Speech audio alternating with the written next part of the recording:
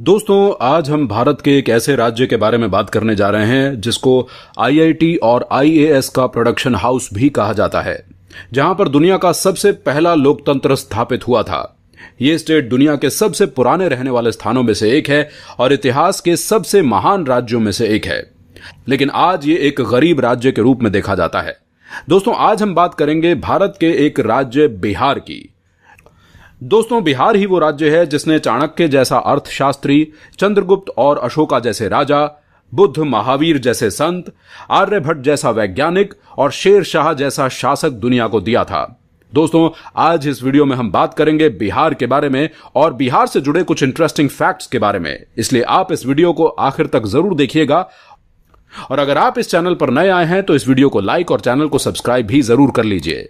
दोस्तों, शुरू करते हैं आज का ये इंटरेस्टिंग वीडियो।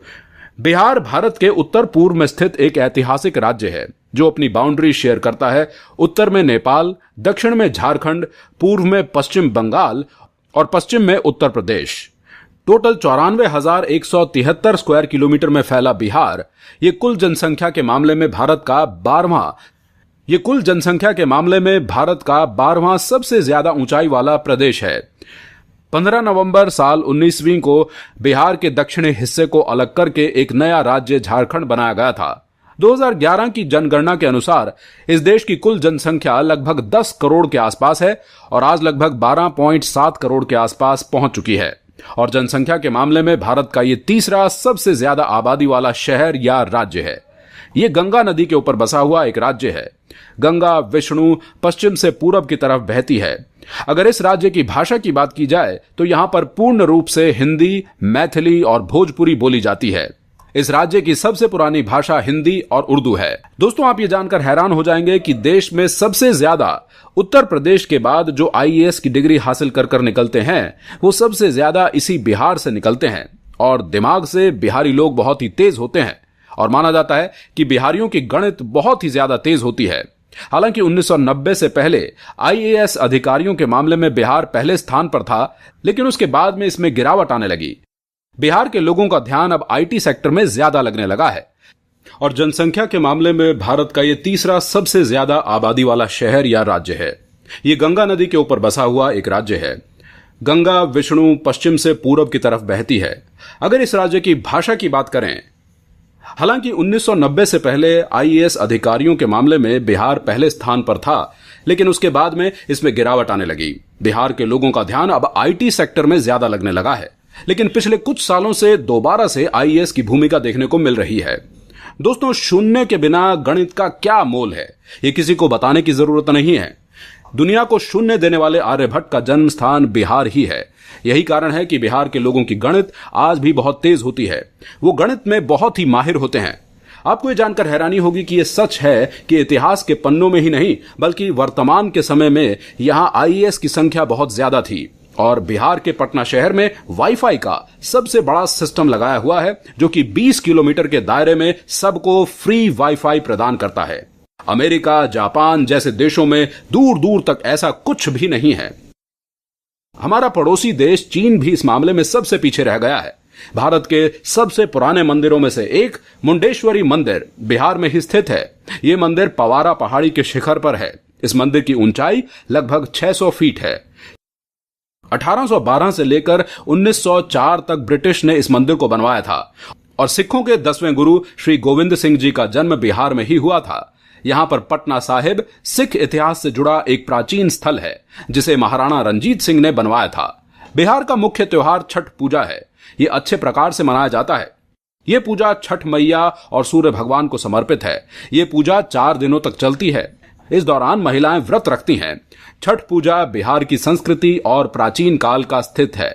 लिट्टी चोखा को बिहार का एक प्रसिद्ध व्यंजन माना जाता है और ये एक आटे का गोला होता है जिसे जलते अलाव पर पकाया जाता है और मिट्टी के अंदर एक मसाला भी भरा जाता है।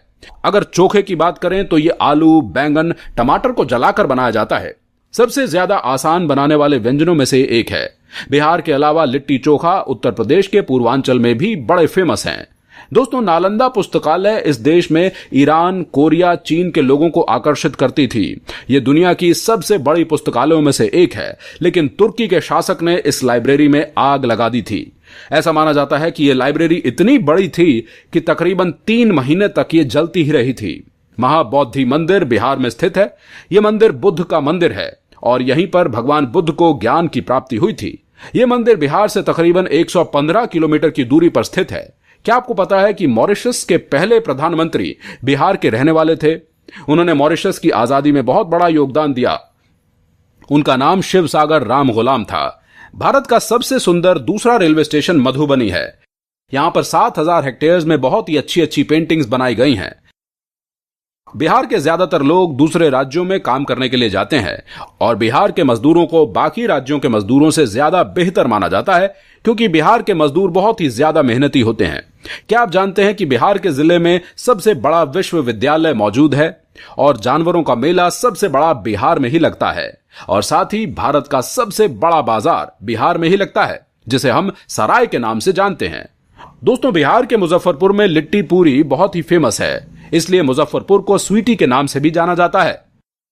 भारत एक ऐसा देश है जहां क्रिकेट किसी धर्म से कम नहीं है और MS धोनी एक क्रिकेट कलाकार हैं जिनका जन्म भी बिहार में ही हुआ था, और MS धोनी को आज लोग दुनिया में अच्छे क्रिकेटरों में जानते हैं। दुनिया के सबसे पुराने विश्वविद्यालय नालंदा और तक्षशिला बिहार में ही स्थित हैं। यहां पर पहले विदेशों से भी लोग आया करते थे। बिहार का विकास 4 पॉइंट कूची है। बिहार का विकास दर 4 पॉइंट ही है और यह इस तरफ इशारा करता है कि बिहार ज्यादा तरक्की नहीं पकड़ पाया है। दोस्तों, बिहार में अपनी छुट्टी को मनाने और घूमने के लिए बहुत अच्छी जगहें हैं जहां आप घूम सकते हैं। चलिए देखते हैं बिहार के कुछ फेमस टूरिस्ट प्लेसेस के बारे में, जिसमें सबसे पहले है नालंदा। भारत का सबसे पुराना विश्वविद्यालय नालंदा में ही है। यहां घूमने के लिए बहुत चीजें स्थित हैं और यह कहा जाता है कि यह बहुत पुराना है। और नेक्स्ट है पटना। गंगा के दक्षिण हिस्से में बना यह शहर पटना बिहार का सबसे बड़ा शहर माना जाता है। प्राचीन भारत में पाटलिपुत्र के नाम से जाना जाने वाला यह शहर दुनिया के सबसे पुराने बसे शहरों में से एक है। पटना स्थित भक्तों के लिए सबसे बढ़िया जगह है क्योंकि इसे अंतिम सिख गुरु श्री गोविंद सिंह जी का जन्म स्थल कहा जाता है। पटना साहिब भक्तों के लिए सबसे बढ़िया जगह है क्योंकि इसे अंतिम सिख गुरु श्री गोविंद सिंह जी का जन्म स्थल कहा जाता है। प्राचीन समय में यह शहर काफी उभरकर सामने आया था। पटना एक विकास वाला शहर है और यहां पर हाई फाई होटल से यहां की रौनक बढ़ गई है। बोध गया बिहार में सबसे प्रसिद्ध स्थानों में से एक है।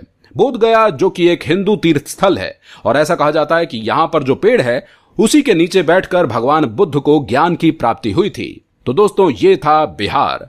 कैसा लगा आपको बिहार के बारे में जानकर? अगर आपको इसके बारे में कुछ बातें समझ में आई हैं और आप कुछ राय देना चाहते हैं तो हमें कमेंट सेक्शन में जरूर लिखिएगा।